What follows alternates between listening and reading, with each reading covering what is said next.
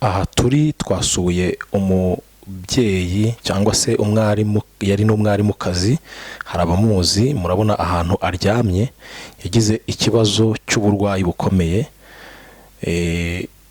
yarwaye pararize nkuko wenda ari buze kubitubwira. Murabona ahantu abaryamye ni ahantu hateye agahinda, ararwara, agira ibibazo, akaguru kamwe karacika, akandi nako kari hafi kuvaho, wenda muraza kubibona. Ahantu aryamye ahantu akodesherezwa n'akarere, ni inzu akodesherezwa n'akarere, byumvikane neza ko atagira aho aba, atagira aho arambika umusaya, atagira icyo arya, ntashobora kwiyegura. Murabona ko bagomba kubanza kumuhagurutsa, hari abagomba kumuhagurutsa n'abana be n'abaturanyi bamusanga ahangaha bakamuhagurutsa. Uko aryamye aho ngaho nyine igice cy'umubiri cyo hasi ntigikora, akaguru kamwe nababwiye ko kanacitse, bagaciye kwa muganga kubera ko nta kundi byari kugenda. Muzirikane rero, urabona uwo mwana ubwo ariho sonde, nabyo ni ikibazo gikomeye, donc ntashobora kugira ikintu na kimwe yifasha usibye kuryama aho ngaho. Niyo mpamvu ubona kumuhagurutsa ni ibintu biba bitoroshye, kugira ngo bamushyire mu kagare, wenda bagiye nko kumwotesha akazuba, kuko nta bundi buzima afite. Yitwa Anyesi, hari abamuzi, hari abamumenye. Ni uku nguku bamuhagurutsa, ni uku bamuterura, ni uku bamushyira mu kagare. Ka kaguru asigaranye nako murabona ko ntabwo kakiri, ko mu by'ukuri mbese ntakiri, nta buzima. Murabibona namwe, ngiyo sonde nayo arayigendana. Akazi kahagaze kera, amaze imyaka myinshi cyane arwaye, imyaka igera ku 9 nkuko yabivuze, nkuko ari buze kubitubwira. Niyo makuru dufite, nuko nguko inzabamo, nuko imeze, nuko bamusohora mujyana hanze ku kagare, kumwotesha akazuba. Murabona ko ari ibintu bitoroshye, ariko yari mwarimukazi. Nibyo babwira bati burya umubiri ubyara udahatse, ni ibibazo, ni ibyago umubiri ukururira umuntu atabyiteguye, atabishaka, ariko ukabona ibintu nk'ibyo bibayeho nyine, nta kundi. Ubuzima niko bwagenze, buramuhemukira.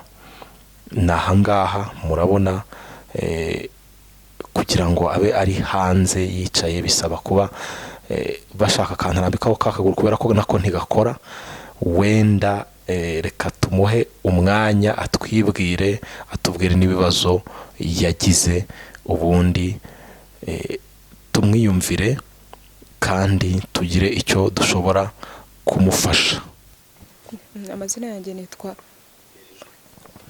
nitwa Akimanizanye Anyesi,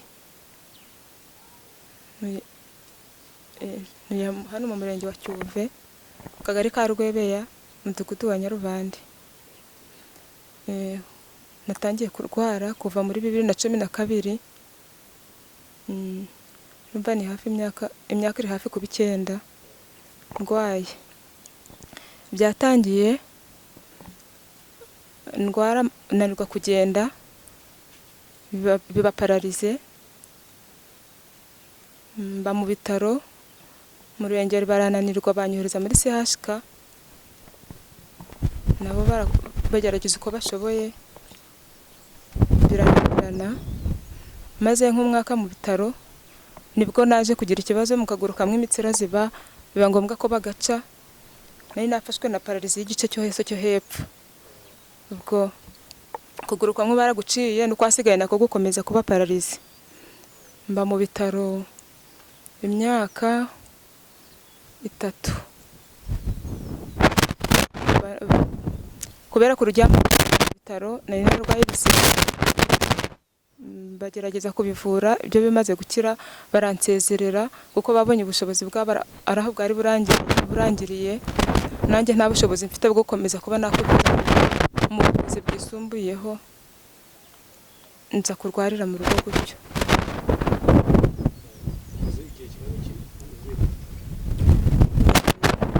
Navuye mu bitaro muri 2014, ubwo banze ari imyaka 6.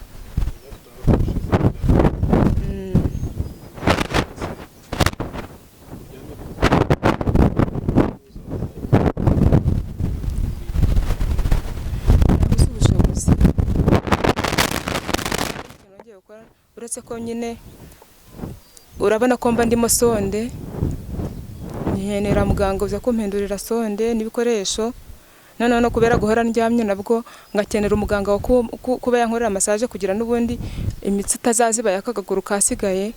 Gusa nuko aba ari ibintu bihenze nyine, mbura ubushobozi nkabyihorera, ariko ubundi niko byakagombye. Ubwo nicyo kibazo mfite cyane urebye, kuko nabuze ubushobozi bwo gukomeza kwivuza. Ubwo sonde yenye nibwo mbonye ubushobozi, muganga nkenera umuganga wakuze kuyihindura, na hagize nk'ubushobozi hari muganga umutsi utazaziba bakaba bagaca nk'uko n'akandi byagenze. Naho byo gukomeza kwivuza byo ubushobozi bwararangiye, nanjye nguma aho ngaho. None se ako kaguru kandi ko ni kazima cyangwa nako gafite ikibazo, batakakoreye massage nta kibazo kagira? Kagira ikibazo kuko urabona nafashwe pararize iz'igice cyose, amaguru yose yari pararize. Aka ngaka baciye rero bagakorera agakine kugeza birahagarara, ni nabwo byabaye ngombwa ko bagaca kuko umutsi warazibye. None n'aka gasigaye nako batakitayeho byazageraho nako bikaba byagenda gutyo, nibwo bwo bamba mfite. Ariko nabwo kara cyane ari pararize, gusa byo maraso nyine biba bikenewe kugira ngo atembere nibara ko kabika hagumye. Ubundi se mbere yo kurwara koraga iki? Nari ndi umwarimu muri primaire. Mama se yarakuvuje byagenze gute bijyanye no kwivuza? Ntago rama yamvuje kubera ko narakoreraga muri prive. Nyuma yaho se dufashe nk'uyu munsi noneho, nyuma yo kuva mu bitaro, imibereho imeze ite, ubuzima busanzwe nk'uyu munsi bimeze bite? Imibereho nyine biba bigoye kuko urabona mfite abana 5. Maze kurwara ndi mu bitaro, umugabo nawe yarigendeye, ntago tuzi yaba. Kurera abana 5 rero n'ubundi meze gutya ni ikibazo, ntago biba byoroshye. Ntago byoroshye nyine ko kubana n'abantu n'ubundi bo tuba turi kumwe, ubuzima buba buhenze. N'inzu n'inzara yo gukodesha.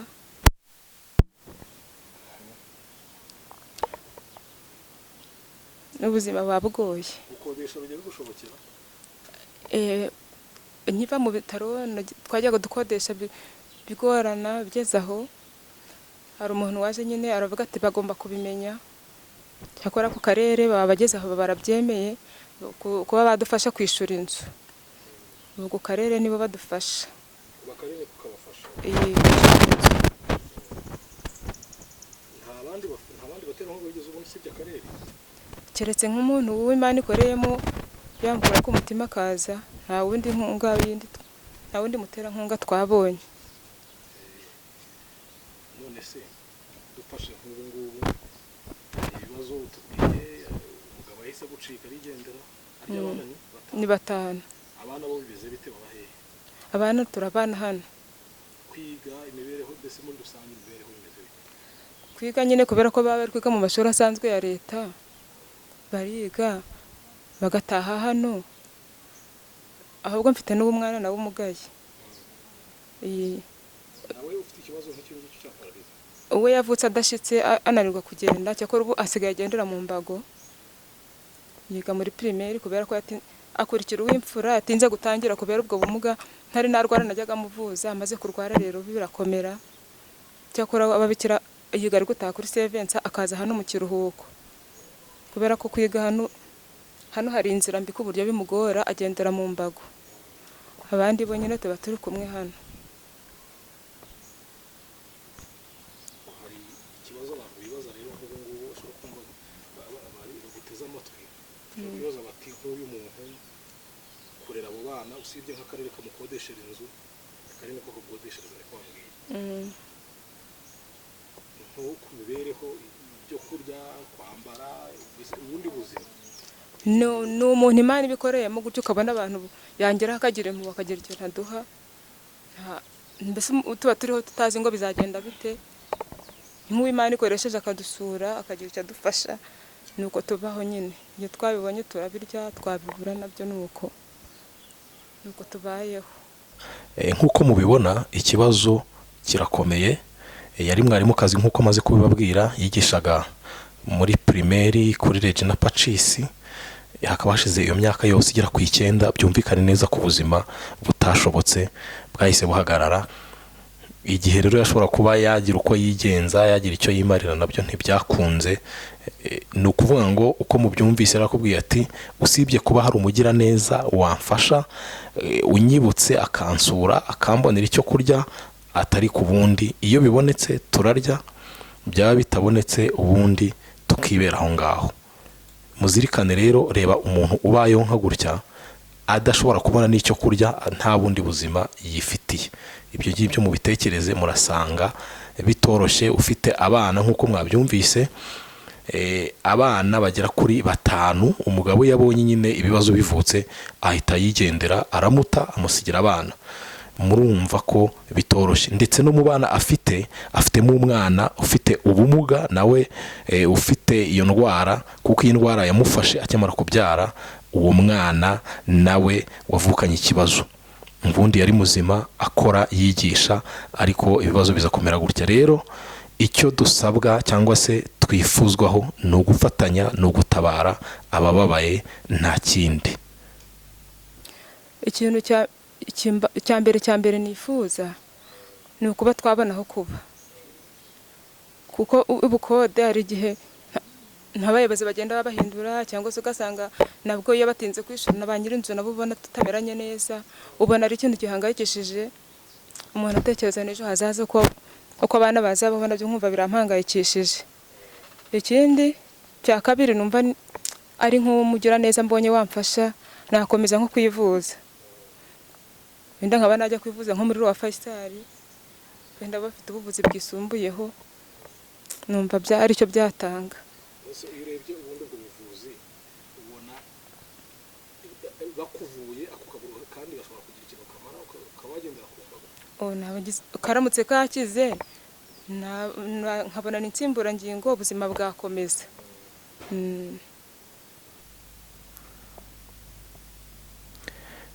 Nk'uko mubyumvise kandi ngo arakivuza, agira umuntu ugomba kumukorera massage kugira ngo wenda kariya nako katazavaho. Ariko ubuzima ni ubuzima. Ariko tunazirikana cyane ko abakene, burya abakene ni abacu twese. Inzabamo ni akarere kayikodesha, niko kamufasha. Burya ntako leta ibitagize, iba yakoze ibyo ishobora gukora byose, ariko ntabwo ubushobozi bwayo nabwo bwagera kuri buri wese ngo imuvuze, ngo imuhe ibiryo, ngo imuhe aho. Biragoye. Ibisigaye burya ni twebwe tuba dusigaye nk'abavandimwe, nitwe tuba dusigaje kugira icyo tubikoraho kugira ngo tubesheho abantu. Abakene ni abacu twese, ababaye ni abacu twese. Kubanyuraho rero nabyo ntabwo byaba biduhesha icyubahiro. Ntekereza ko kuri iriya mobile money ufite n'igiceri cy'ijana gusa, ukagishyiraho waba ukoze igikorwa gikomeye. Igiceri cy'ijana kimwe, ibiceri by'ijana 2, 1000, uko waba ufite kose, kuri iriya mobile money ushobora kugira icyo utanga, kandi ukaba watanga ibyishimo muri iyi si. Ubushobozi bwashiriye mu burwayi.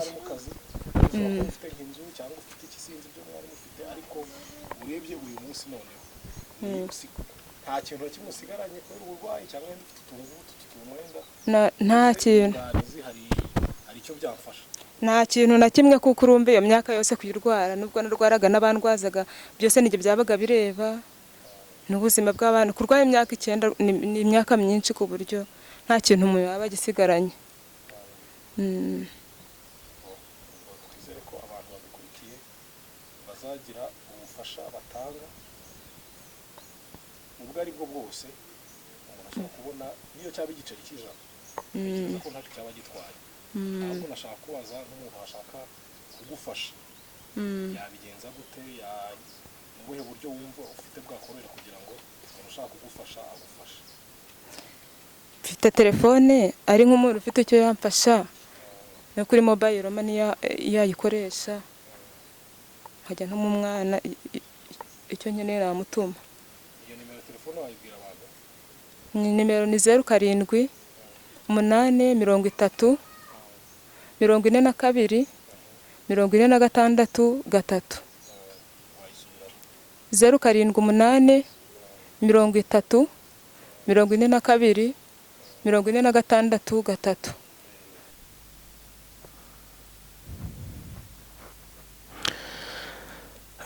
Birakomeye kandi rwose ntabwo byoroshye pe, ariko nkuko amaze kubaha iyi nimero ya telefone mwayumvise ni 0783 042 463, 0783 042 463.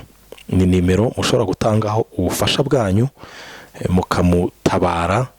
Ngira ngo murabona uko ameze, ni ibintu bitoroshye, ariko icyo nakomeza kubabwira nuko dufatanyije twese muri iyi si ibiyirimo tukabisangira cyangwa se tugafashanya, ntekereza ko abakene baba bake, abashonje baba bake, abarwayi badakira baba bake, kandi ku tuntu duto cyane twaba dushobora gukora. Ntabwo dukeneye gukora ibintu by'igitangaza bidasanzwe kugira ngo dukore ibyiza. Nababwiye nti wowe unkurikiye ushobora kubona iyi video, birashoboka ko ufite n'igiceri cy'ijana ukayishyira kuri iyi nimero ya telefone. Tuvuge ko mushyizeho igiceri cy'ijana muri abantu 1000 cyangwa se muri abantu 5000, urumva ko hari inkunga ikomeye, ndetse ahubwo yahita abona n'akazi ko kubamo. Mwumvise ko atagira n'ahantu aba. Abantu rero benshi batanze duke bafite twineza, nzi neza ko hari icyo byageraho kandi gikomeye. Nyagasani nawe akazabibahembera. Muri utwo tuntu duto duciriritse ariko dukoranwe umutima mwiza, ushobora gutanga ibyishimo ku babibuze burundu. Icyo twe dukora rero ni ukubabwira, ni ukubibutsa, kugira ngo tudakomeza kwihugiraho twibereye mu byacu gusa, ahubwo twibuke ko dukeneye no gutabara abababaye mu mirimo itandukanye tuba turimo.